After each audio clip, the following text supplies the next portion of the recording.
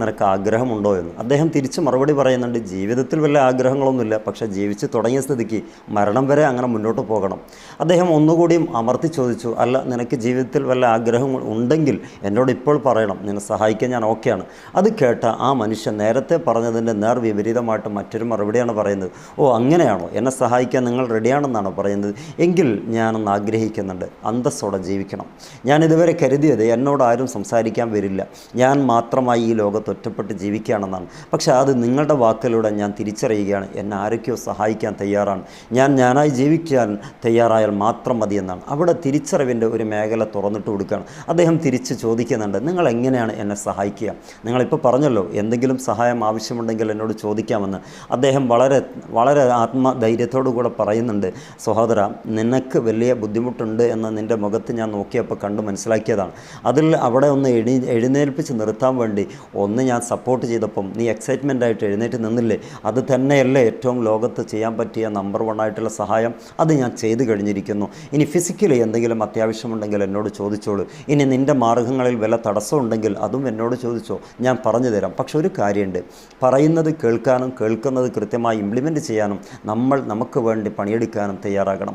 അല്ലാതെ പറയുന്ന ഫിലോസഫികളോ അല്ലെങ്കിൽ കഥകളോ കേട്ടിട്ട് ഇനിയും മറ്റൊരു നാളിൽ ഇങ്ങനെ ഇരിക്കുന്നവരായി മാറാനാണെങ്കിൽ ഇനിയും നിനക്ക് അങ്ങനെ ഇരിക്കേണ്ടി വരും. അതുകൊണ്ട് ഇപ്പം നമ്മൾ കണ്ടുമുട്ടിയ സ്ഥിതിക്ക് ഇനി ജീവിതത്തിൻ്റെ പടവുകൾ കയറാൻ നമ്മൾ ഓരോരുത്തരും മുന്നോട്ട് പോവുക. സുഹൃത്തുക്കളെ, നമ്മളെ മുമ്പിൽ ഒരുപാട് ആളുകളെ പലപ്പോഴും കാണാറുണ്ട്. വളരെ സൈലൻ്റായിട്ട് നടക്കുന്നവരുണ്ടാവും, ചിരിച്ച് കളിച്ച് നടക്കുന്നവരുണ്ടാവും, എന്നാലും വിങ്ങിപ്പൊട്ടിയ മനസ്സുമായിട്ട് ഉള്ളിൽ ഇങ്ങനെ ഇട്ട് നടക്കുന്നവരുണ്ടാവും ധാരാളമായിട്ട്. അവരെ കാണുമ്പോൾ അത്ര കണ്ട് നമുക്ക് ഐഡൻറ്റിഫൈ ചെയ്യാൻ കഴിയില്ല. പക്ഷേ അവരുടെ ഉള്ളിൽ വിങ്ങുന്ന ഒരുപാട് നീറുന്ന കഥകളൊക്കെ ഉണ്ടാവും. അവിടെ നമ്മൾ ഒന്ന് മനസ്സിലാക്കുക, അയാളിപ്പം മിണ്ടുന്നില്ല, പഴയതുപോലെയല്ല എന്നതിലുപരി അയാൾക്കെന്തോ പറ്റിയിട്ടുണ്ട് എന്ന് കേവലം മനസ്സ് വെച്ച് ചിന്തിക്കാനെങ്കിലും പുറത്ത് നിൽക്കുന്ന കാണുന്ന ഗാലറിയിൽ നിന്ന് കളി കാണുന്ന നമ്മളൊന്ന് ചിന്തിക്കണം. മനുഷ്യൻ വ്യത്യസ്തമാണ്, പല കോലത്തിൽ പല പ്രയാസങ്ങൾ അനുഭവിച്ച് ജീവിക്കുന്നവരാണ്. കുടുംബ പ്രശ്നം, സാമ്പത്തിക പ്രശ്നം, അതുപോലെ തന്നെ സാമൂഹിക പ്രശ്നം, ഇതുപോലെ ഒട്ടനേകം ആളുകൾ നമുക്കിടയിലുണ്ട്. പക്ഷെ അവരെയെല്ലാം ഒറ്റ നോട്ടത്തിൽ മുൻവിധി നടത്താൻ ഒരിക്കലും നമുക്ക് പാടില്ല. കാരണം അവരവൻ്റെ അവസ്ഥ അവർക്കറിയുള്ളൂ. ചിരിച്ച് കളിച്ച് മുന്നോട്ട് പോകുന്നവനെക്കുറിച്ച് ഒരിക്കലും ചിന്തിക്കേണ്ട, അവർക്ക് സുഖലോലഭതയിലാണെന്ന്.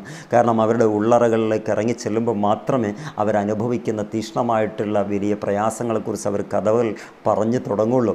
അതേപോലെ നമ്മളും കാര്യങ്ങൾ മനസ്സിലാക്കുക. ചുറ്റുപാടുമുള്ളവരൊക്കെയും സുഖലോലഭതയിലാണ്, ഞാൻ മാത്രം ഇങ്ങനെയെന്ന് ചിന്തിക്കുന്നതിൽ നിന്ന് മനസ്സിലാക്കുക. അവരും പ്രയാസത്തിലാണ്, ഞാനും എൻ്റെ പ്രയാസം അനുഭവിച്ച് മുന്നോട്ട് പോവുകയാണ്. പക്ഷേ അവർ ആക്ട് ചെയ്തിട്ടെങ്കിലും പിടിച്ചു നിൽക്കുന്നുണ്ട്. ഞാനും ആ ഒരു മാർഗം സ്വീകരിക്കണം. മനസ്സിനോട് പഠിപ്പിക്കുന്നതേ മനസ്സ് സ്വീകരിക്കുന്നുള്ളൂ എന്നതുപോലെ ബ്രെയിനിനെ കൊണ്ട് ചിന്തിപ്പിക്കുന്നതേ കൂടുതൽ ചിന്തയ്ക്ക് സ്വാധീനം ചെലുത്തുന്നുള്ളൂ എന്ന തിരിച്ചറിവ് നമുക്ക് മനസ്സിലാക്കണം. കാരണം നമ്മൾ അഥവാ ഒരു മനുഷ്യൻ എന്ന് പറയുന്നത് ബ്രെയിനിന് ഇട്ടുകൊടുക്കുന്ന കാര്യങ്ങളെക്കുറിച്ച് കൂടുതൽ അനലൈസ് ചെയ്യാനും ചിന്തിക്കാനും കൂടുതൽ കാര്യങ്ങളിലേക്ക് ആ രൂപത്തിൽ സിങ്ക് ചെയ്ത് അതിലേക്ക് എത്താനും വേണ്ടി ബ്രെയിൻ മത്സരിച്ചു കൊണ്ടിരിക്കും. പക്ഷേ നെഗറ്റീവാണോ ഇട്ടുകൊടുത്തതെങ്കിൽ നെഗറ്റീവിൻ്റെ പിന്നാലെ ബ്രെയിൻ ഓടിപ്പോകും. അല്ല, പോസിറ്റീവാണ്, ഞാൻ ഇങ്ങനെയൊന്നല്ല, ഇനിയും വളരും, ഇനിയും ഉഷാറാകും, എൻ്റെ മുമ്പിൽ ഒരുപാട് വഴികളുണ്ട്, ഒരിക്കലും ഞാൻ തളരാൻ ഞാനിരുന്നാൽ എന്നെ ഉയർത്തിപ്പിടിക്കാൻ മറ്റാരും വരില്ല എന്നൊരു തിരിച്ചറിവ് ബ്രെയിനിനോടൊന്ന് പറഞ്ഞു കൊടുക്കുമ്പം ശരി അങ്ങനെയാണല്ലേ എന്നാൽ നമുക്ക് മുന്നേറണം. അതിനു വേണ്ട സാഹചര്യങ്ങളും സൗകര്യങ്ങളൊക്കെ ഓട്ടോമാറ്റിക്കലി നമ്മുടെ ബ്രെയിനായിട്ട് പൊരുത്തപ്പെട്ട് വരുന്നത് നമുക്ക് കാണാൻ പറ്റും. അത് നമുക്ക് പൊരുത്തപ്പെട്ട് തന്നതായിട്ട് നമുക്ക് അനുഭവപ്പെടുകയും ചെയ്യും. അവിടെയാണ് നമ്മളൊന്ന് തിരിച്ചറിയേണ്ടത്. ഓരോ വ്യക്തിക്കും യുണീക്കായിട്ടുള്ള ഒരുപാട് കഴിവുകളുണ്ട്. അവിടെ നിന്ന് ഇവിടെ നിന്ന് കിട്ടുന്ന നെഗറ്റീവ്നെസ് കേട്ടിട്ട് നമ്മളങ്ങ് ആകെപ്പാട് ഒരു മൂലയിൽ ഇരിക്കേണ്ടവരല്ല. മറിച്ച് നമ്മുടെ കഴിവുകൾ പുറത്തെടുക്കുക. പകരം നമുക്കാർക്കും ബുദ്ധിമുട്ടില്ലാത്ത രൂപത്തിൽ സാമൂഹിക നന്മ നമുക്ക് ചെയ്തു കൊടുക്കുക.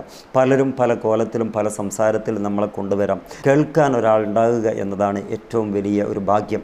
അതുകൊണ്ട് തന്നെ ഒന്ന് പ്രയാസപ്പെടുമ്പോൾ കൈപിടിച്ച് എഴുന്നേൽപ്പിക്കാൻ നമ്മളെ കൊണ്ട് സാധിക്കുന്നുണ്ടെങ്കിൽ അത് തന്നെയാണ് ജീവിതത്തിൽ ഏറ്റവും വലിയ പുണ്യം. കഥകൾ ഒരുപാടുണ്ട്.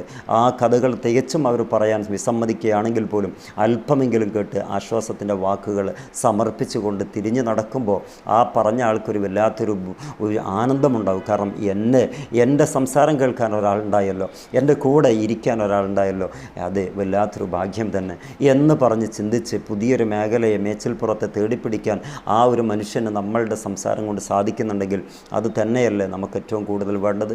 Wish all the best. Good bye.